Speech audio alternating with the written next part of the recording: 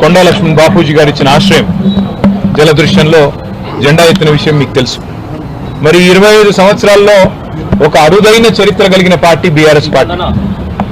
మొదటి 14 ఏళ్లు తన పోరాటంతో తెలంగాణ ప్రజలను ఐక్యం చేసి తెలంగాణ జాతిని మొత్తంగా ఎక్కడికక్కడ లక్షల సంఖ్యలో సమీకరిస్తూ వారికి తెలంగాణ రాష్ట్ర ఏర్పాటు ఆవశ్యకతను బోధిస్తూ అంబేద్కర్ గారు చెప్పిన విధంగా బోధించు, సమీకరించు, పోరాడు అన్నట్టుగా అడుగడుగున పోరాటాలు చేస్తూ ఢిల్లీ మెడలు వంచిన పార్టీ ఈ గులాబీ జెండా పార్టీ, ఈ బీఆర్ఎస్ పార్టీ.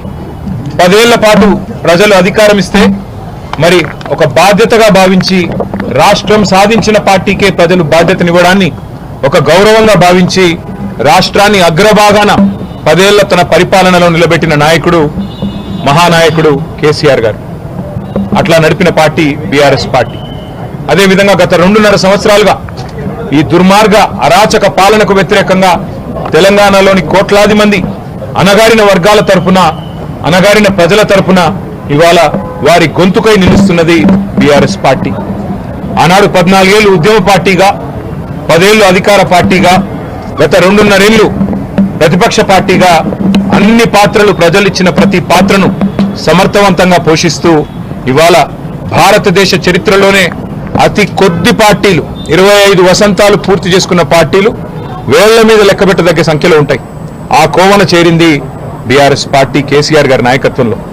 మళ్ళీ ఒకసారి ఈరోజు పునరంకితం అవుతున్నాం.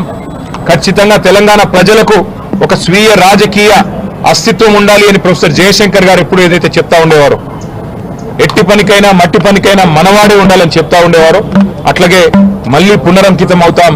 తెలంగాణను కాపాడడానికి, తెలంగాణలోని ఈ అరాచక కాంగ్రెస్ బీజేపీల నుండి తెలంగాణను మళ్ళీ ఒకసారి పట్టాలెక్కించడానికి కేసీఆర్ గారి నాయకత్వంలో అందరం సమిష్టిగా ఐక్యంగా పోరాటం చేస్తాం. తప్పకుండా 2028వ సంవత్సరంలో తిరిగి మళ్ళీ తెలంగాణ రాష్ట్రానికి కేసీఆర్ గారిని ముఖ్యమంత్రి చేసేదాకా మేమందరం కూడా ఆయన సైనికులుగా, తెలంగాణ ప్రజల ప్రతినిధులుగా, తెలంగాణ బలంగా, బలగంగా, తెలంగాణ దళంగా కలిసికట్టుగా కదం తొక్కుతాం. తప్పకుండా తెలంగాణకి మళ్ళీ ఒకసారి పునరంకితం అవుతాం. ఈ పవిత్ర రోజున, పార్టీ ఆవిర్భవించిన ఈ పవిత్ర రోజున, 25 వసంతాలు పూర్తి చేసుకున్న ఈ రోజున